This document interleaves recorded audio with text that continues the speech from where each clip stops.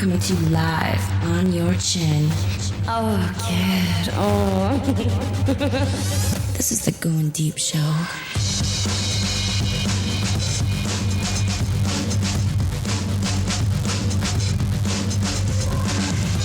Going deep. That's deep. Yikes.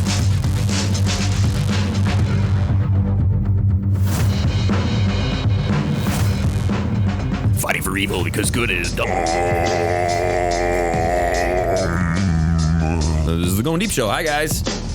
It's me, the kid, along with E-Prez. Presidente. Sounds like a good website to go for something. I know. I was thinking E-Prez. ePrez.com. Might have to make it on a shirt. I think we should do ePrez for your name because, you know, Portnoy is the El Presidente of Barstool. Yeah. So he's referred to as that. Yeah. We can switch it up here and... Which...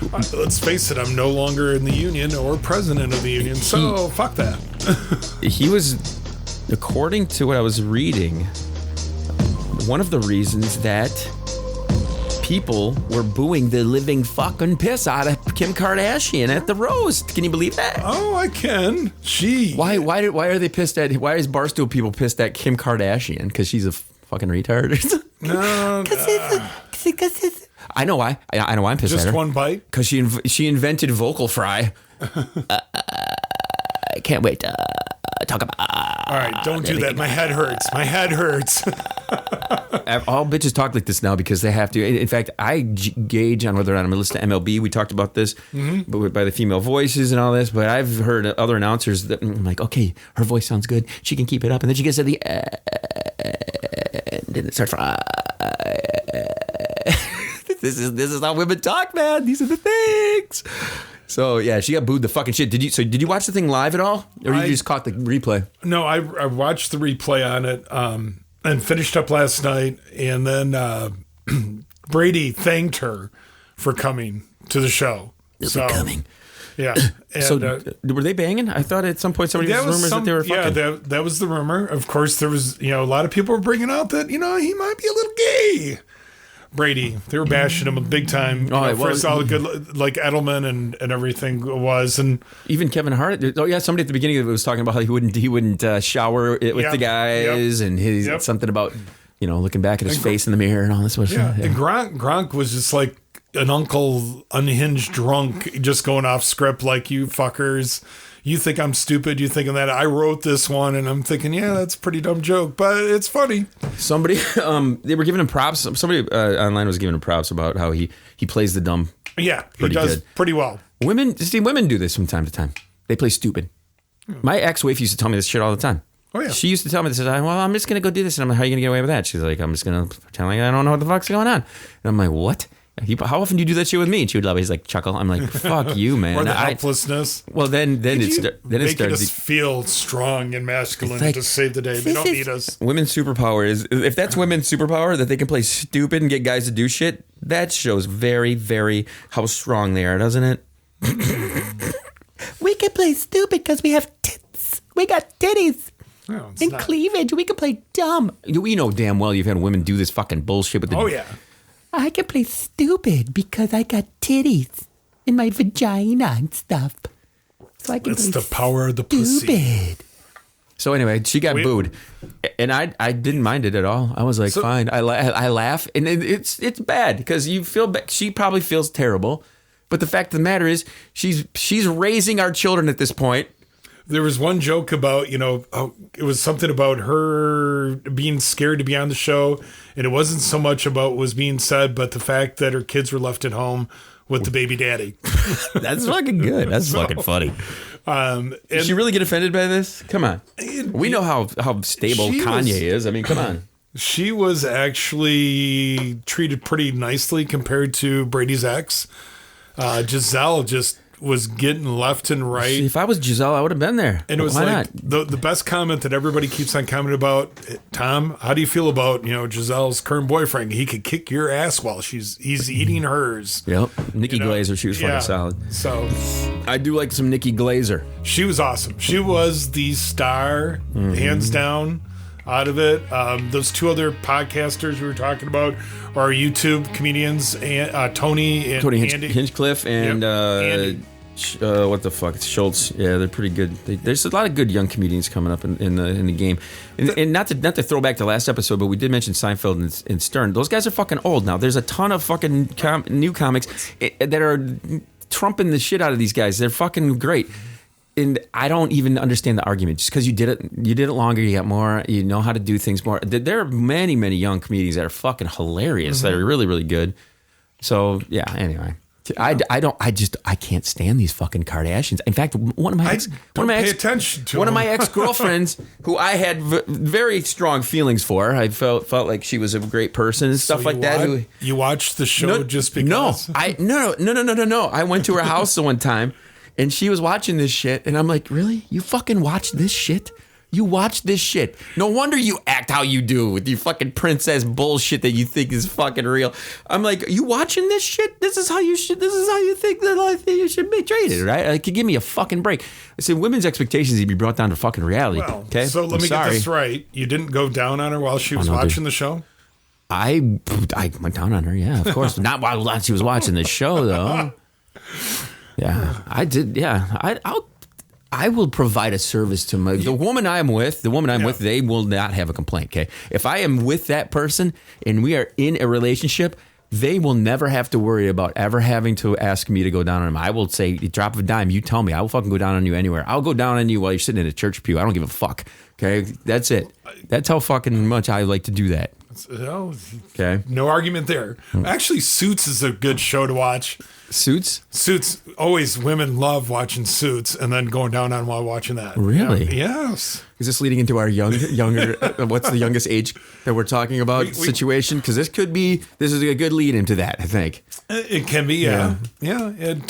But you had asked that, so last episode I brought up the fact that I met some new people over the weekend, just for a brief moment, and we had a little bit of an interesting.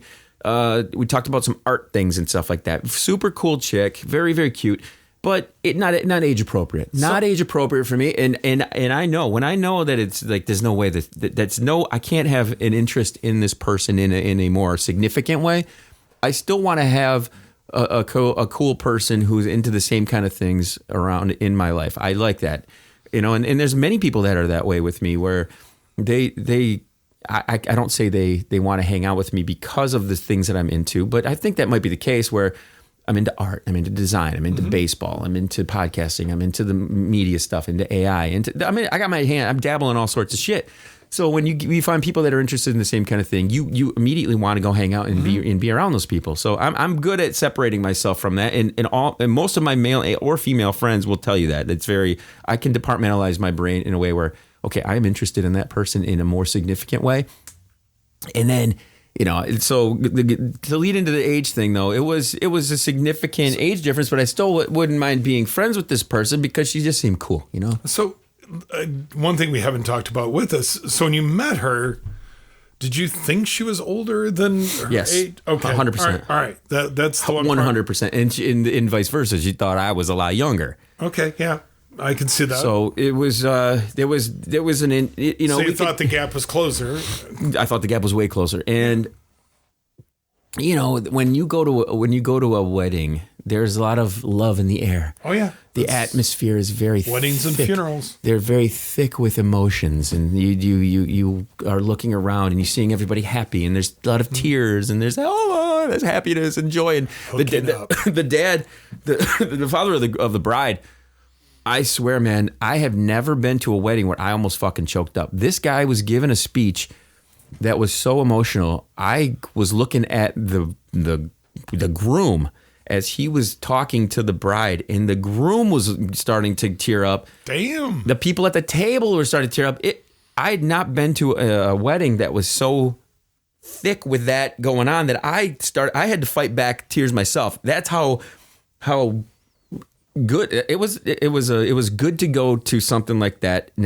By people who are listening to this are going to be like, kids being a pussy. I'm sure it's not though. It's not. I was going to say it's restoring your faith in love. It kind of did. It absolutely kind of did. Love Actually moments. The venue was beautiful. All the people seemed to be just great. Yeah. Everyone was having a good time. I told them when I left that I don't think I've ever been to a wedding where I was welcomed in as much as I was at this wedding, being a complete stranger to all these people. And it was amazing. It was great. I mean, I saw the pics of you in your suit, man. You were suited up and looking cash money. I mean, I can fire up my John Wick outfit. I always call it my John Wick outfit. Well, I go back to swingers. It was good, and I always say when you can meet people like that and connect on a level that way, that makes an impact, and you want to hang out with those people. You want to be around people like that. That's good to do. Now, so I'm going to ask you. You were talking about the age thing a little bit. Yeah. Now, I am very good at being friends with my female cohorts. Same. Last night, we had an interesting dinner with someone who's involved in this group of us. And I don't know what the ever-living sin is going on with this person. All I know is when I try to engage with somebody and talk to them across the table, offer them food that I bought for the table, and you don't even get eye contact, and what is going on with this weirdness? I need some explanation here. What is going on with this? Because I have a top 9 in my phone of people who I communicate with, and that person is in that top 9.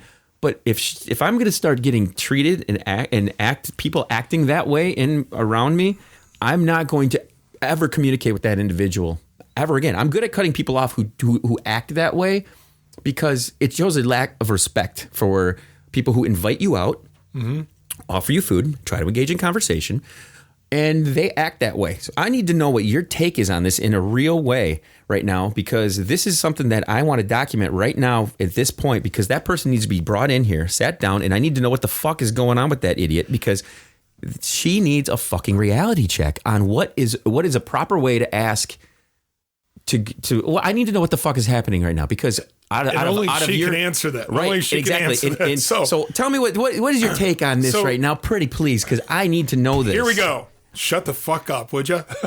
So, number one, it was fucking loud in there. And to me, it was. My ears were actually ringing after I left. And it was kind of even hard to hear the little bit of conversation her and I were having in regards to just simple stuff. And there was definitely a vibe when she came in to when she left. It happens every time the person comes around, it seems.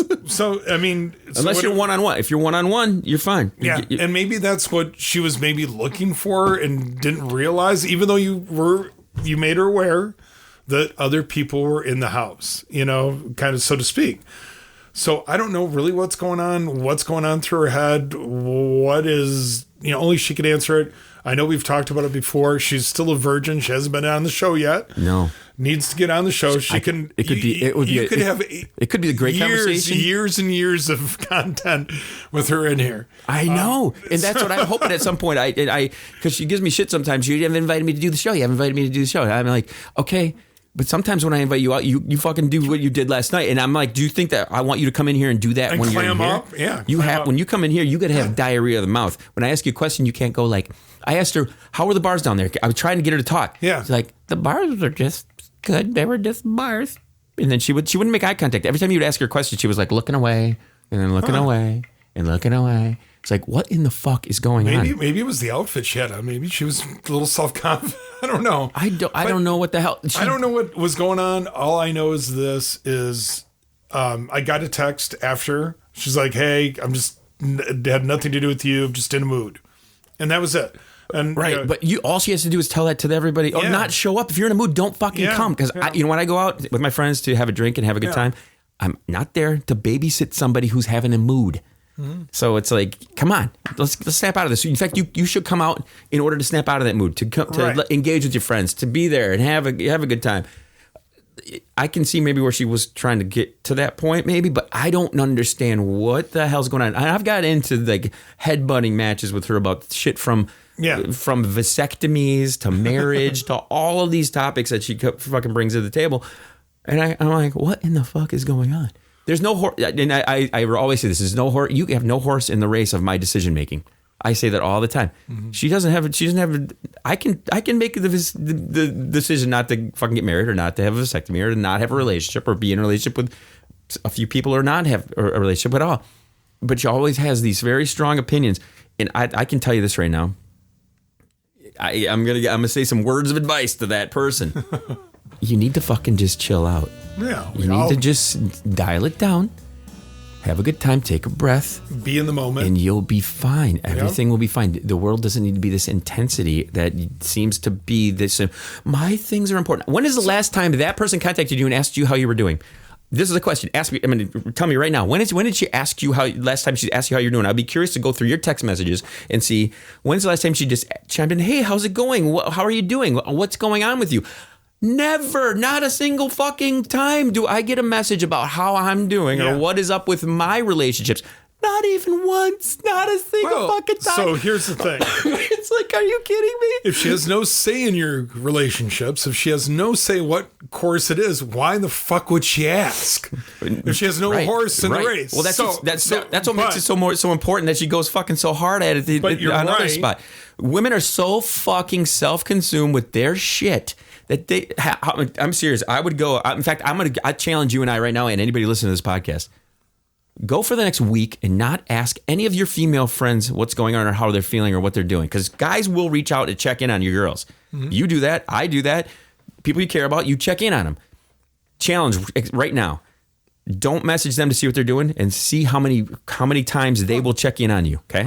That's challenge. Yeah. Challenge. I'll bet you it'll be your 5 times wanting to their 1 time. And that's being very, very generous. You bring up an interesting point because, again, with social media, different things on there, how many other dudes are blowing up girls' phones, checking in on them? So there's always something.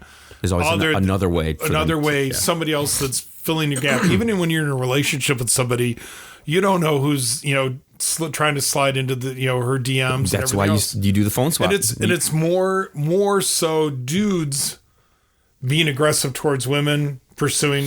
Let's face it, we're in a small area. Mm-hmm. Everybody's chasing after the same thing. Not me. Not you, but I'm saying for. I don't chase. I get chased. Yeah. So and I do not chase. Fuck that. So it shows a weakness when you fucking show that you are out there chasing, because it does. It comes across as desperate, and it's just I don't chase.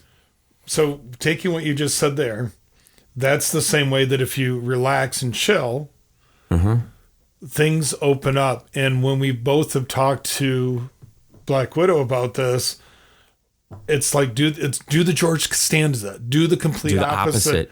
When you're gonna go out and you're in a mood, be happy. But over the top, be happy. Everybody's gonna be magnetic to you. Then everybody's gonna be like, dude, she's having a great day. It's like we're talking. She would draw more people to that than. But either way, last night I was fucking pissed because I'm just not gonna fucking ask her to go do shit. Just not.